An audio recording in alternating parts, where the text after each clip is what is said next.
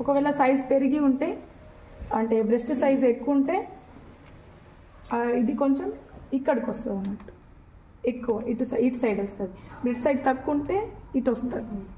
ఎందుకంటే చెస్ట్కి గ్యాప్ పక్కకు ఉన్న వాళ్ళకి దగ్గర ఉంటుంది, లావు ఉన్న వాళ్ళకు విడుతున్న వాళ్ళకి ఎక్కువ ఉంటుంది. కాబట్టి ఇవి రెండు ఉంటాయి కదా,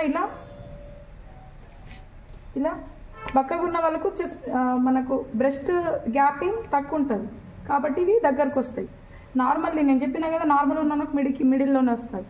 అంటే చెస్ట్ సైజు పెద్దగా ఉంటే ఇవి కొంచెం ఇటు కొంచెం ½ ఇంచ్ ఇటు వస్తాయి, అంటే వాళ్ళ గ్యాపింగ్ ఎక్కువ ఉంటుంది కాబట్టి. అర్థమైందా?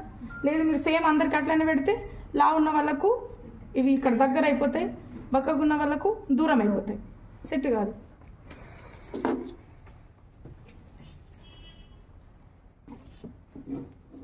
జారడం వచ్చేసి ఫిట్టింగ్ కరెక్ట్ చేయకుంటే జారుతుంది, ముందు భాగం కరెక్ట్ తీయకుంటే జారుతుంది, మీరు కట్టింగ్ కరెక్ట్ స్టిచ్చింగ్ కరెక్ట్ చేయకుంటే కూడా జారుతుంది. జారడానికి చాలా కారణాలు ఉంటాయి.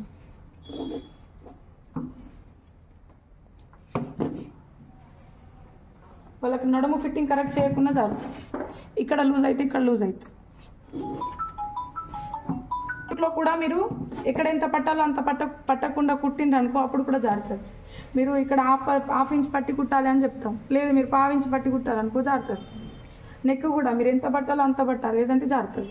ఇప్పుడు ఇక్కడ కూడా కుట్టేటప్పుడు కరెక్ట్ ఎంత ½ ఇంచ్ కంటే 1 ఎక్కువ పట్టి కుట్టాలి. కొందరు ఏం చేస్తారు, కుట్టుట్లో ప్రతి స్టిచ్చింగ్ మెయిన్లీ స్టిచ్చింగ్ కట్టింగ్లో కూడా చేయకుండా జారుతుంది, స్టిచ్చింగ్ కరెక్ట్ చేయకుండా జారుతుంది, ఫిట్టింగ్ కరెక్ట్ చేయకుండా జారుతుంది. ఈ మూడిట్లో ఎక్కడో అక్కడ ప్రాబ్లం ఉంటుంది. జరగడానికి ఒకటే కారణం ఉండదు, చాలా కారణాలు ఉంటాయి. మనం మీరు ప్రతి దానికి ఫోకస్ చేస్తే అవుతుంది. ఇంకొక